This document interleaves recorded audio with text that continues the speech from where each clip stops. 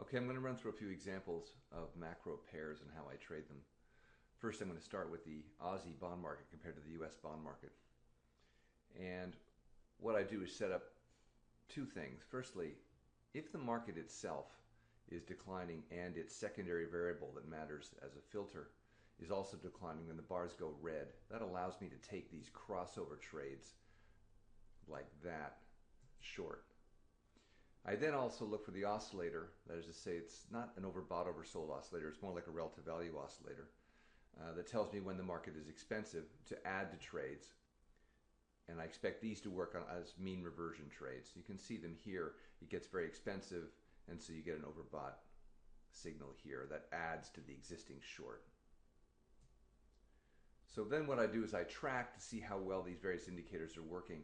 You can see the trend variables here are inconsistent. To be consistent, they both need to be positive, and they are not always positive.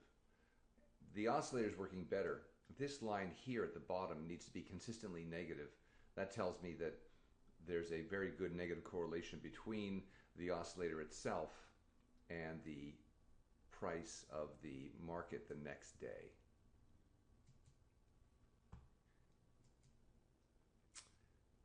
This is the US 10-year note compared to the dollar index. And you can see in this case, this is a very similar set of conditions. When bars are going blue and so you're getting uptrends and the market is getting long, you can't actually sell it here even though it's very expensive because you're in a double uptrend, as I would call it, right? You can, of course, sell it when it goes red, and that's what's happened here. And then you can add to it when the market becomes expensive on a relative value basis. So you're adding to it there. Now you're allowed to cover your short from this expensive region. When it gets extremely cheap, you cover right there. And then this next day, you'd be looking to buy the market for the first time in what was about a 10-day period. This is stocks versus bonds. This is really a mean reverting time series. You can see that. Trend trades are very weak. And you can see that here where one of the filters is consistently negative. That's bad. It means it's not giving you any forecasting value. One is positive, so that's helping.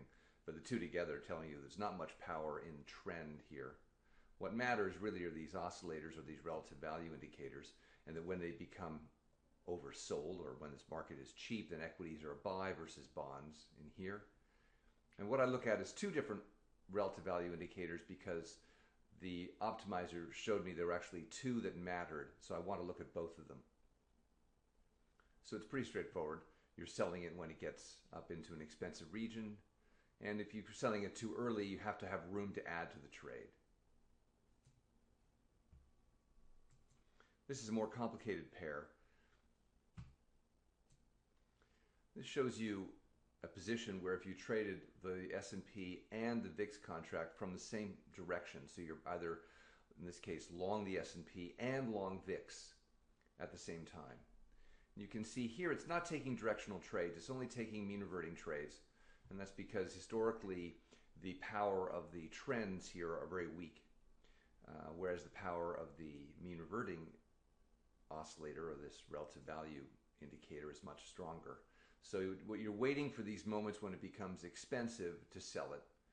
And if it gets cheap in here, then you cover the short. It's very straightforward.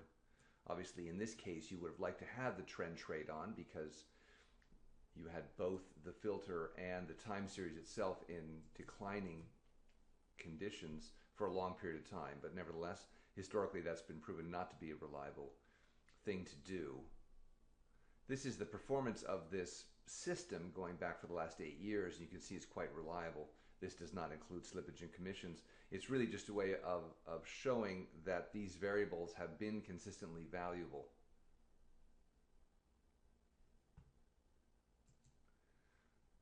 Lastly here, I'm looking at an odd combination, the British pound plus the gilt market. You trade them together both from the long or from the short side.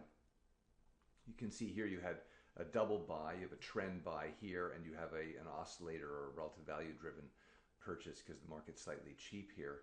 So you're long through this entire up trade. And then what happens is the value of the trend indicators begin to weaken. You can see this one falling into negative territory. That's not good. And you can see the value of the oscillator also begins to weaken. You can see it going up into this level. Once it's there, it's telling you this relative value indicator is not offering you any kind of forward guidance. So that means that this trade now has to be reduced in size in this region.